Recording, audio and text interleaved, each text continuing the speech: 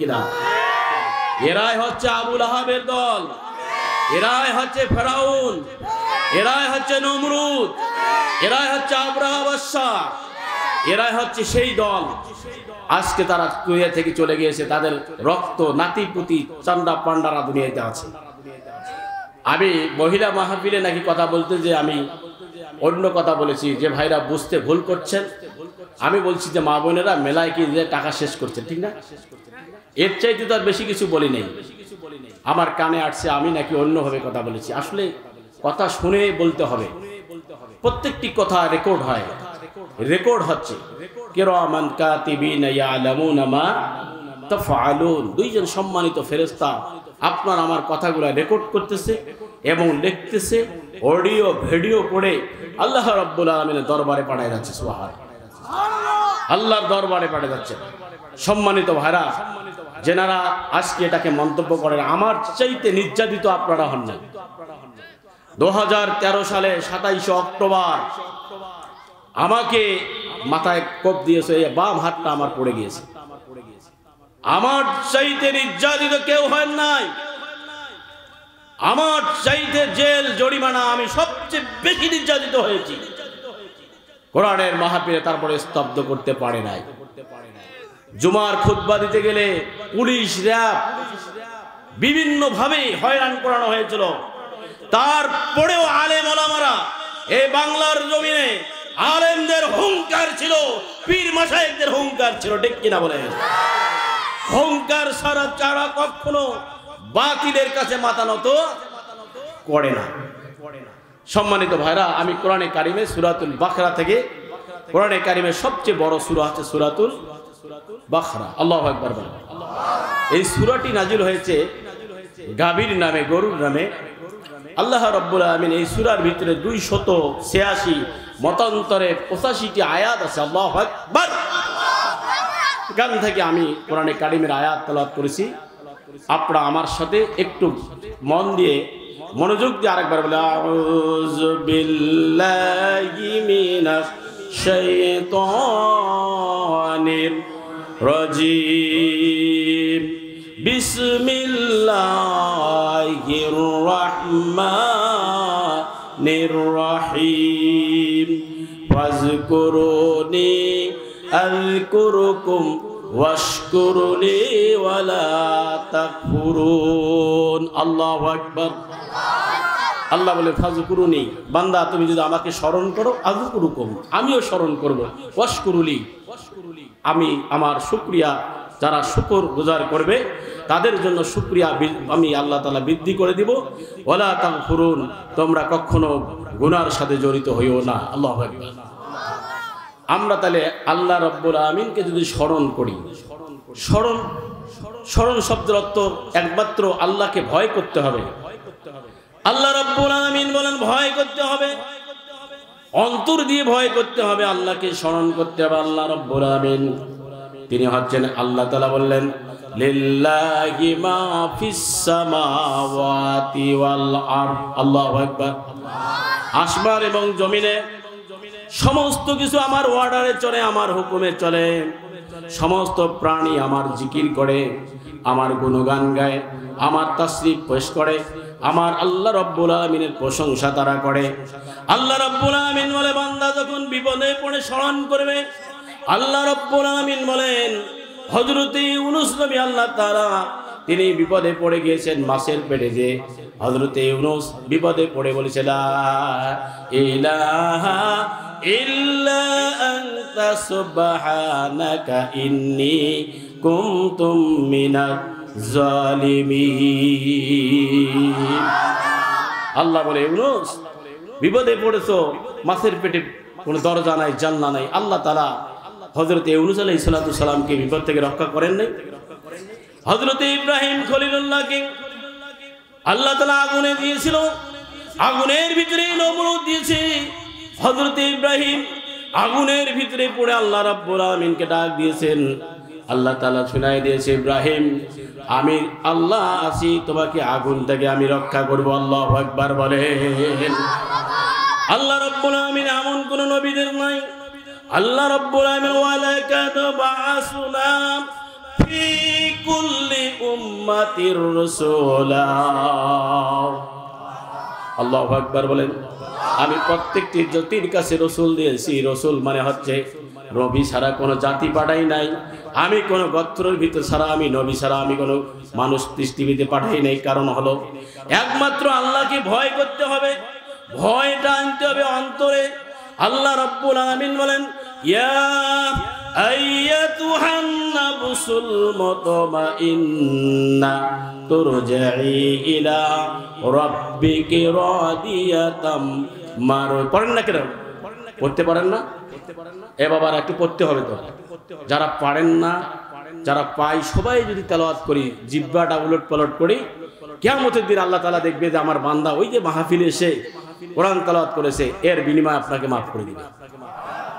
তোরে বলেন, আল্লাহ তো আহকামুল হাকিমিন। বান্দা, শুধু বান্দা যদি একবার আল্লাহর কাছে ডাক দেয় যে রব, আমার নফসের তাবেদারিতে আমি গুনাহ করেছি, অপরাধ করেছি, আল্লাহ সে বান্দাকে বলে হামদান আবদি ওয়া বাইনাল আবদি। বান্দা, তোমার কি হয়েছে?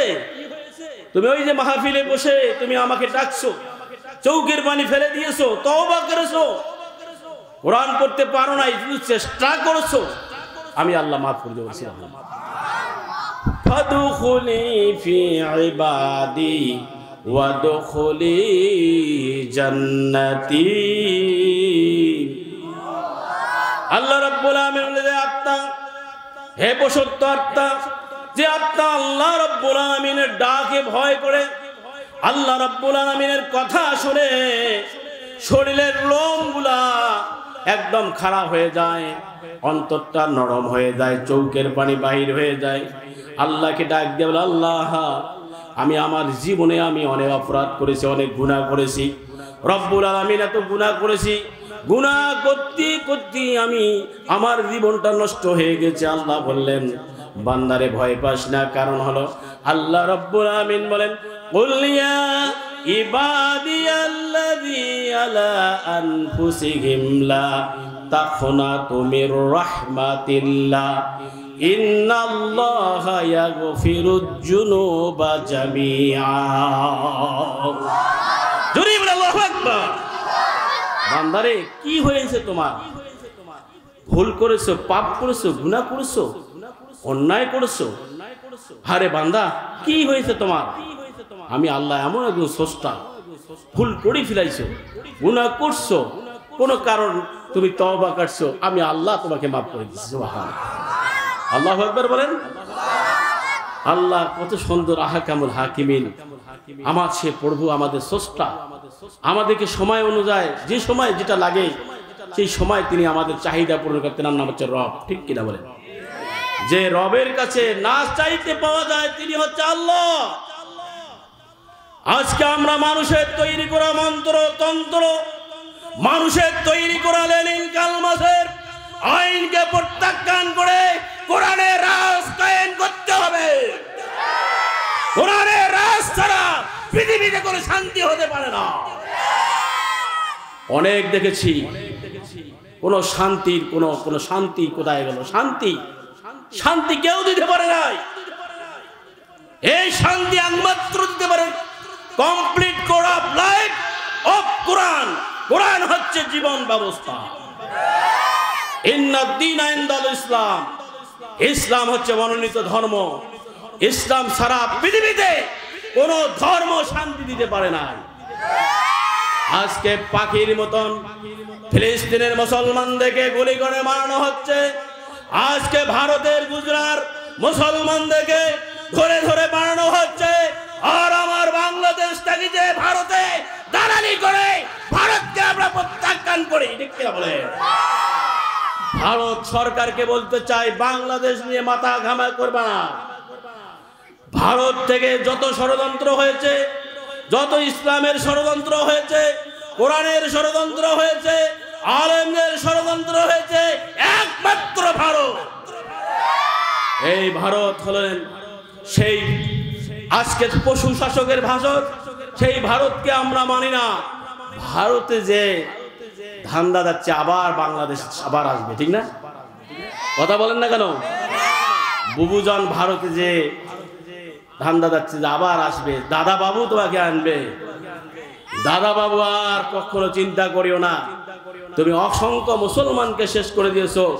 ভারতের বাবরি মসজিদকে ভেঙে মন্দির বানাইছো, ভারতের ঐতিহ্যবাহী মাদ্রাসা, যে ভারতের দেওবন্দ মাদ্রাসাকে আঘাত করেছো, ভারতের মুসলমানদের মসজিদগুলোকে ভেঙে ভেঙে তুমি মন্দির বানাইছো, ভারতের মুসলমানদেরকে নির্যাতন। আজকে বাংলাদেশের মুসলমানরা নিরাপত্তার সহিত আছে, ঠিক কিনা বলেন? বাংলাদেশের মানুষ শান্ত, আলেম ওলামারা কখনো সন্ত্রাসীকে প্রত্যাখ্যান করে, সন্ত্রাসী মানে না। আলেমরা একমাত্র আল্লাহকে ভয় করে, আলেমরা কখনো জঙ্গি স্বীকৃতি দেয় না। কোরআনের হাফিজে মাদ্রাসার হাফেজরা জঙ্গি স্বীকৃতি দেয় না, একমাত্র জঙ্গি স্বীকৃতি দেয় এই ভারত থেকে যত এসেছে, ঠিক কিনা বলে? ভারতীয়রা আমার দেশে চাকরি করেছে কতগুলা জানেন? প্রায় 7 লক্ষর মতন ভারতীয় র দিয়ে চাকরি করে আমাদের দেশটাকে ক্লাস করে নিয়েছে। যে কোনো ভারত থেকে না আসা পর্যন্ত তিনি বলতেন না। আর এই ভারতের জমিনে ডক্টর শিখ সরবজি ভগবান 1980 দশকের ঘটনা, 1900 একটু কথা বলতে হবে, 80 দশকের ঘটনা। ডক্টর শিখ সরবজি ভগবান এমন কোন ভাষায় নাই ডক্টর ডিগ্রি অর্জন করেন নাই, পিএইচডি করেন নাই। তিনি ছিলেন ভারতের 1 কোটি হিন্দুদের দেবতা ছিলেন ডক্টর শিখ সরবজি ভগবান। তিনি পণ্ডিত মানুষ, শিক্ষিত একজন মানুষ। তিনি একদিন হঠাৎ করে স্বপ্নে দেখলেন আপনার আমার নবী, বিশ্ব নবী মুহাম্মদ রাসূলুল্লাহ সাল্লাল্লাহু আলাইহি সাল্লাম তার ঘরে তাশরীফ নিয়ে আসলেন। আল্লাহু আকবার বলেন, জোরে বলেন আল্লাহু আকবার, আরো আস্তে বল। তাশরীফ নিয়ে আসলেন। নবীকে যে ব্যক্তি দেখবে তার জন্য জাহান্নামের আগুন আল্লাহ তাআলা মাফ করে দিয়েছে। সুবহানাল্লাহ। আজকে এই যে জানারা এসেছেন, সুন্দর দেখছি, আমি জিকির দেখেছি, এগুলোর বিরুদ্ধে কথা বলা যাবে না। যারা ওলি আল্লাহকে তিরস্কার করে, হক্কারি ওলি আল্লাহ দেখে যারা মানে না, যারা জিকির করলে কলব পরিষ্কার হয়, অন্তরের একটা কালবে একটা মাংসের টুকরা আছে, এটা পরিষ্কার হয়ে যায়।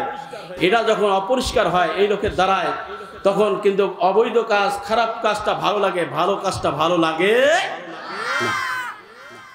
ডক্টর শিখ সরবজি তিনি স্বপ্নে দেখলেন আল্লাহর নবী তার ঘরে দিয়ে আসলেন। ডক্টরকে বললেন, শিখ সরবজিকে বললেন, ডক্টর শিখ সরবজি, তুমি 1 কোটি হিন্দুদের দেবতা, তুমি প্রতিদিন ওই ভারতের রাষ্ট্রীয় বড় মন্দিরে তুমি যাও, যাওয়ার পরে তুমি কলকিতে তুমি অনেক টাকা পাও, অনেক ফলমূল খাচ্ছ, তুমি অনেক ভাষায় পিএইচডি ডক্টর অর্জন করেছো, তুমি ইসলাম যদি কবুল করো, আমি নবী তোমার জন্য মদিনায় অপেক্ষা করতেছি। আল্লাহু আকবার। এই স্বপ্ন দেখার পরে ডক্টর শিখ সরবজিকে ভালো লাগে না, কোনো কাজেই ভালো লাগে না। তার ঘরের ভিতরে মেশকো আমরার চেয়ে বেশি সুঘ্রাণ বাইর হয়েছে। ডক্টর শিখ সরবজির পরের দিন স্ত্রীকে ডাক দেয়, বলে বিবি, বলে স্বামী আমাদের ঘরে এত সুন্দর ঘ্রাণ, কারণটা কি? ডক্টর শিখ সরবজি ভগবান বিবিকে বলে, বিবি রে, আমি এমন একজন মানুষ দেখেছি, আমি এমন একজন মহামানবকে দেখেছি, যে মানুষটি আমার ঘরে আসলেন, আমাকে ইসলামের কথা বললেন। ডক্টর শিখ সরবজি বিবিকে বললেন, বিবি বলল, আপনি যদি ইসলাম কবুল করেন তাহলে আমাদের আর কোনো, আমরা কিছু পাবো না। এত বড় 1 কোটি হিন্দুদের দেবতা আপনি, 1 কোটি হিন্দু আপনাকে ভালোবাসে, আপনি ভারতের, আপনি বড় মন্দিরের আপনি একজন হচ্ছেন, আপনি মন্দিরের একজনের ঠাকুর। স্ত্রীকে এই কথা বলেন। ডক্টর শিখ সরবজি আর কলকি নিয়ে যায় না, মন্দিরে যায় না, ভালো লাগে না, কিচ্ছু ভালো লাগে না। তিনি সিদ্ধান্ত নিলেন, প্রাণের স্ত্রীকে বলে, স্ত্রী রে, আমি ইসলাম কবুল করব, আমি ইসলাম কবুল করব। বিবি বললেন, প্রাণের স্বামী, আমারও মনটা জানি না কেমন কেমন লাগতেছে, আমিও ইসলাম কবুল করব। আল্লাহু আকবার বলে, আল্লাহু আকবার। ডক্টর শিখ সরবজি ভগবান তিনি কি করলেন? ইসলাম কবুল করলেন। ইসলাম কবুল করার কারণে তার নাম হলেন ডক্টর ইসলাম। আল্লাহু আকবার বলি। তার নাম হচ্ছে ডক্টর ইসলাম। ইসলাম কবুল করার কারণে ভারতে থাকতে পারলেন না, ভারতে থাকতে পারলেন না। তার উপরে নির্যাতন শুরু হলো। সে কি করলো? ভারত থেকে বাংলাদেশে আসলো 1980 দশকে। বাংলাদেশে থাকতে পারলো না, ওই ভারতের প্রভুরা তাকে নির্যাতন করলো। তারপরে সৌদি আরবে যে ডক্টর ইসলাম, তিনি ওখান যায় ইন্তেকাল করে। আল্লাহু আকবার বলেন। ইসলাম যারা কবুল করেছে অনেক কষ্টের বিনিময়, ত্যাগের বিনিময়ে ইসলাম এসেছে। ইসলাম এসেছে একমাত্র আপনি মনে মনে ভাবলেন যে আমার বাবা মুসলমান, আমিও মুসলমান, আমার ইসলাম আমার এটা রেডিমেড একটা, এই কারণে আপনি মজা পাবেন না। ইসলাম কবুল করতে যে যারা জীবন দিয়েছে, রক্ত দিয়েছে, সাহাবী আজমাইনেরা নির্যাতিত হয়েছে, নবী রাসূলরা নির্যাতিত হয়েছে। আল্লাহ রাব্বুল আলামিন, সাহাবীরা কষ্ট পেয়েছেন, নবীরা যখন কষ্ট পেয়েছে আল্লাহ রাব্বুল আলামিন বলে দিয়েছেন। আল্লাহ তাআলা কষ্ট সইতে পারেন নাই, তখন সাহাবীরা বলে দিয়েছেন মাতা নাসরুল্লাহ। আয় আল্লাহ, এত মার, এত ডাং, এত নির্যাতন আর সইতে পারতেছি না। আল্লাহ রাব্বুল আলামিন জানায় দেন আলা নাসরুল্লাহিল কারীম। আল্লাহু আকবার। আমার সাহায্য তোমাদের জন্য অবশ্যই। সুবহানাল্লাহ। ওয়া কানা হাক্কান আলাইনা নাসরুম মিনাল মুমিনিন। মুমিনদের জন্য সাহায্যকারী কে? আল্লাহ। ডক্টর শেখ সরবজি ভগবান ইসলাম কবুল করলে, শর্ট টাইম করলাম, শর্ট, অনেক বড় আলোচনা ছিল। ইসলাম কবুল করার কারণে তার নামে মামলা হলো, রাষ্ট্রবিরুদ্ধ মামলা হলো, তাকে ভারত থেকে বাহির করে দিল। 80 দশকে যারা দেশ চালাইলো তারাও ভারতের প্রভুর ভয়ে বাংলাদেশে জায়গা দেন নাই। তারপরে সৌদি আরবে তিনি চলে গেলেন। তারপরে দেখেন আরেকজন D100 100 বিজ্ঞানীদের, মনীষীদের জীবনী, এই বইটা পড়বেন। D100 আপনার ডেনমার্ক বিশ্ববিদ্যালয়ের ভাইস চ্যান্সেলর ডক্টর ইউনিগ্ল্যান্ড। ডক্টর ইউনিগ্ল্যান্ড এমন কোন ভাষায় নাই ডক্টর ডিগ্রি নেন নাই, সমস্ত ভাষায় PhD করেছিলেন। ডক্টর ইউনিগ্ল্যান্ড ডেনমার্ক বিশ্ববিদ্যালয়ের ভাইস চ্যান্সেলর, তিনি সেমিনার করে বলল, ও পৃথিবীর মানুষেরা, আমি ডক্টর ইউনিগ্ল্যান্ড সবচেয়ে বড় শিক্ষিত, আমার চাইতে কোনো এত বড় শিক্ষিত মানুষ আর পৃথিবীতে নাই। আমি সমস্ত ধর্মগ্রন্থ দিয়ে আমি ডক্টর ডিগ্রি নিয়েছি। আজকে আমাদেরও ওই ব্যক্তি, তিনিও অনেক সার্টিফিকেট নিয়েছে, ঠিক কিনা? কথা কন না কেন? অনেক ডক্টর ডিগ্রি সার্টিফিকেট নিয়েছে। সার্টিফিকেট টাকা দিয়ে কিনছে, এর ডিগ্রি সার্টিফিকেট দিয়ে টাকা দিয়ে কিনেছে। যদি অরিজিনাল পড়াশোনা করে সার্টিফিকেট অর্জন করত, জাতির শ্রেষ্ঠ সন্তান আলেমগুলোকে কেউ কোনো মারত না। আয়নাঘর তৈরি করে আজকে মানুষকে গুণ খুন করে দেশটাকে আজকে শেষ করে দিয়েছে। শেষ করে নাই? আজকে দেখছেন আবাবিল পাখি দিয়ে আবরা বাসা ধ্বংস হয়েছে।